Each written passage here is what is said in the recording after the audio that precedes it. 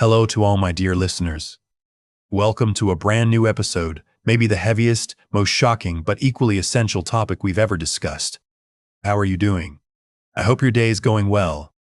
Whether you're on the road, relaxing at home, or out for a walk, take a deep breath. Do you have your tea or coffee ready? I've got my big mug of coffee sat down at the mic. Because today, we're going to have a heart-to-heart. We'll pour our hearts out a little, and together shine a light into a dark, rarely seen corridor of the modern world. Get comfortable in a cozy corner because we have a lot to talk about. No formality, no stiffness. Just you, me, and a huge social crisis we're trying to understand. Ready? Let me start with a rhetorical question. Have you ever thought about blaming an entire gender, even an entire society, for your own loneliness, your own failure, or the feeling of being unloved? Imagine being convinced that all doors in the world are closed to you because of your genetics. And that because of this. Violence, even taking lives, is your natural right. Sounds like a horrific dystopian movie script, right? Unfortunately, this isn't a movie. This is today's incel, a new digital subculture that hates women and kills them. Today we're talking about incels, involuntary celibates.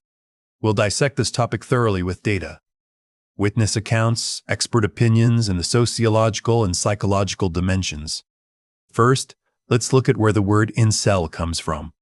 Friends, believe me, the irony and the origin of this word is heartbreaking. In the late 1990s, a queer woman named Alana living in Canada started a website called Alana's Involuntary Celibacy Project, where shy, lonely people struggling to form romantic relationships could come together and share their troubles. Alana's goal was simply to create a compassionate, innocent support network for lonely women and men seeking love. But by the mid-2000s, the dark side of the internet hijacked this innocent concept. Groups organizing on anonymous forums like Reddit and 4chan gradually turned into an extremist hate group dominated solely by heterosexual white men, blaming women and advocating violence and rape against them. Today, the incel community absolutely does not accept women or LGBTQ+ individuals and harbors intense hatred toward them. So why are these young people so angry? This is where sociology comes in. Let's recall the famous sociologists Durkheim and Merton's theory of anomie. Anomie is a state of normlessness and disjunction created by the gap between the goals society imposes on individuals and the means they have to achieve those goals. Today's world imposes on men, you must be successful, muscular, make a lot of money, and definitely be with beautiful women. But young men who hit the wall of reality face economic difficulties, or don't fit society's cruel beauty standards, can't reach these goals. When they fail, they fall into a major masculinity crisis, anomie, feeling excluded and pushed aside. These lonely young men find the solution not in turning inward or fixing the system, but in blaming women entirely. Sociologically, this new subculture is the sickest digital age manifestation of toxic masculinity. Unable to fulfill traditional male roles, especially as women join education and the workforce and gain sexual freedom. These young men feel their status is threatened. They argue that in the past, women needed a man to survive economically, and that modernism and feminism have disrupted this natural order, robbing men of their sexual rights. Now let's talk about this group's ideology and that chilling jargon. You know the matrix. Take the red pill, you see the truth. Take the blue pill, you live in a lie. Incels explain the world through these pill metaphors. Those who take the red pill believe society is taken over by feminism, that laws and relationships favor women, gynocentrism. But incels take it a step further to the darkest point, the black pill philosophy. According to Blackpill ideology, absolutely everything in the world is determined by genetic determinism. If you aren't born handsome, tall, with a good jawline, it's biologically impossible to form a romantic relationship. No matter what you do or how good a person you are, they believe women only desire the top 20% of chads, alpha, handsome, rich men. They call this the 80-20 rule and hypergamy, the belief that women are always seeking a higher status man. They see themselves as genetic trash at the bottom of this hierarchy. calling normal people normies, unattainable beautiful women, Stacies, and average women, Bakies. Even more disgusting, they don't even see women as human. For them, women are foids or roasties, beings incapable of love, empathy, loyalty, merely programmed for genetic success. A woman's intelligence, emotions, achievements don't matter. The black pill whispers that there is no hope in this life. You either Eldar, lie down and rot, commit suicide, or take revenge. A message from an incel forum made my skin crawl. I quote, "Accepting the black pill is liberating, because you understand that none of it is your fault, that everything is the fault of your family and this damn society. They completely reject their own responsibility and self-development, coding themselves as victims of genetics and women." Dear listeners, if all this were just empty words hidden in dark corners of the internet, we probably wouldn't be discussing it so deeply today. But this ideology has spilled from screens to the streets, from keyboards to weapons. On May 23, 2014, in Isla Vista, California, a 22-year-old named Elliot Rodger left behind a 140-page manifesto and YouTube videos, then committed a massacre. He killed 6 innocent people and wounded 14 others. In his videos, he said he didn't understand why women weren't interested in him and that he would punish them all for it. Today, Rodger is worshipped as a saint, Saint Elliot, and supreme gentleman in incel communities. In April 2018, in Toronto, Canada, Alek Minassian drove a rented van into a crowd of pedestrians, killing 10 and injuring 16. Just before the attack, he posted this horrific message on Facebook. "The incel rebellion has begun. We will overthrow all Chads and Stacies. Hail the supreme gentleman Elliot Rodger." During police interrogation, he said he had completed his mission and was proud of it. In 2021 in Plymouth, England, Jake Davison killed 5 people and then committed suicide. He too spoke in YouTube videos about how black pill philosophy consumed him and how arrogant women are. The data is clear. Since 2014, nearly 100 people in North America and Europe have been killed by attackers motivated by incel ideology. Researchers, security agencies, and experts now openly classify incel violence as misogynistic terrorism or ideologically motivated violence. What about our country? Globalized digital networks have long crossed our borders. In Turkey, modern masculinity crisis combined with gender norms, patriarchal expectations, and economic hardship is pulling our youth into this toxic pit. Remember that horrific event in October 2024 that froze the blood of all of Turkey? 19-year-old Semih Stelek brutally murdered Ayşenur Halil Antul and Gakbal Uzuner, then committed suicide. Investigations and content analyses revealed Semih Stelek's connections with incel groups in his background, showing how he was influenced by these toxic ideologies on privacy-heavy, unmoderated forums like Discord, Telegram, and Reddit. After the murder of these 2 young women, online chat rooms and social media channels were found to contain groups praising the killer, saying, "Our revenge is being taken," and legitimizing violence against women. Can you imagine?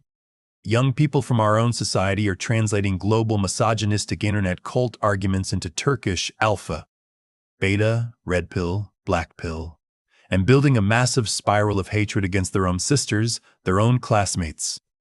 Some media outlets in Turkey have only recently, with these blood-chilling murders, started bringing the topic to their headlines with questions like who are incels, but the danger has been growing right behind our screens for a very long time.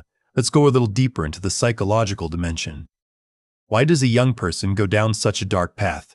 Research by experts on incel forums provides shocking data. According to internal surveys, 68% of incels suffer from severe depression, 74% from severe anxiety. Most have histories of bullying, exclusion, and trauma. A significant proportion show rates of autism spectrum disorder far above the population average, between 25% and 53%.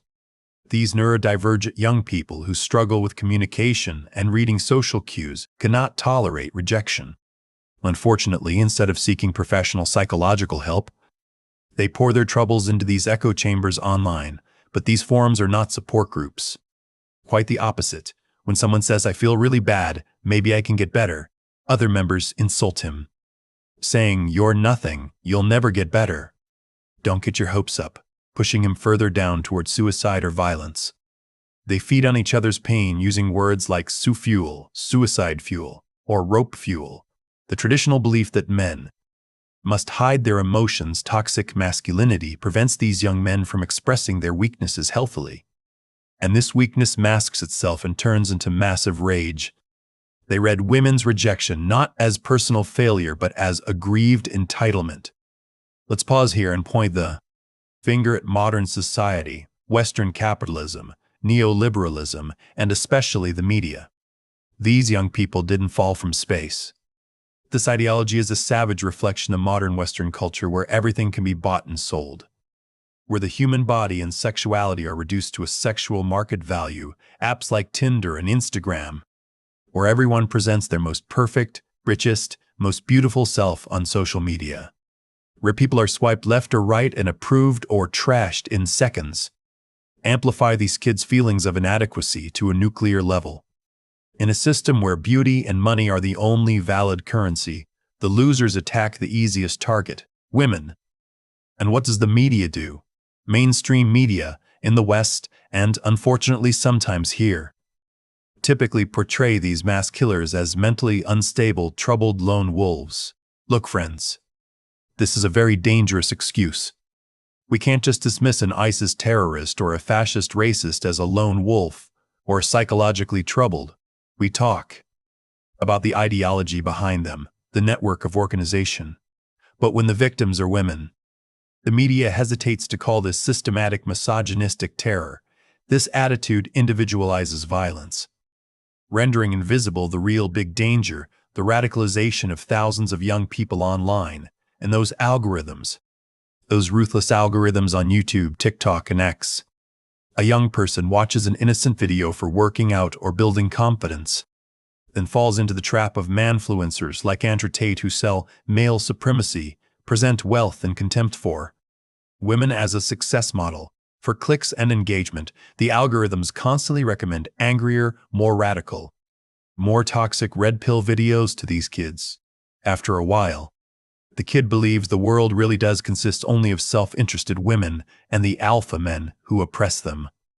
This irresponsibility of social media is the main engine of digital radicalization. But is everything so dark? Never. We didn't gather here to lose hope. There is a way out of this spiral, and responsibility falls on all of us, most of all on families and society. First, we must radically change how we raise boys.